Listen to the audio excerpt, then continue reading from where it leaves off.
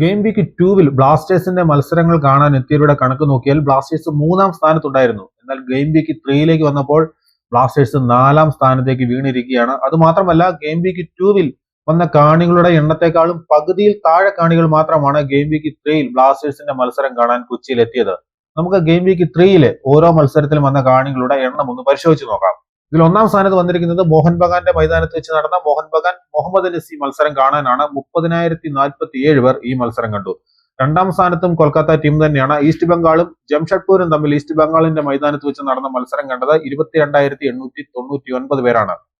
3-ാം സ്ഥാനത്തേക്ക് കയറിയിരിക്കുന്നത് ബംഗളൂരുവാണ്. ശ്രീകണ്ഠേരവിൽ നടന്ന ബംഗളൂരു പഞ്ചാബ് മത്സരം കണ്ടത് 9,614 പേരാണ്. ബ്ലാസ്റ്റേഴ്സ് 4-ാം സ്ഥാനത്തേക്ക് ഇറങ്ങി. ബ്ലാസ്റ്റേഴ്സിന്റെയും ഇന്റർകാച്ചിയുടെ മത്സരം കൊച്ചിയിൽ കണ്ടത് 7,586 പേർ മാത്രമാണ്. 5-ാം സ്ഥാനത്ത് ഫറ്റോർദയിൽ വെച്ച് നടന്ന FC ഗോവ ഡൽഹി മത്സരം കണ്ടത് 5,160 പേരും. 6-ാം സ്ഥാനത്ത് മുംബൈ സിറ്റിയും നോർത്ത് ഈസ്റ്റിന്റെയും മത്സരം മുംബൈയിൽ വെച്ച് കണ്ടത് 3,911 പേരുമാണ്.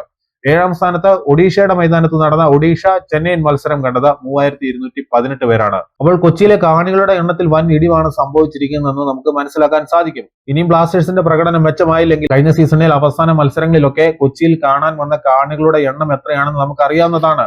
അതിനേക്കാളും പരിതാപകരമായിരിക്കും ചിലപ്പോൾ ഈ സീസണിലെ അവസ്ഥ.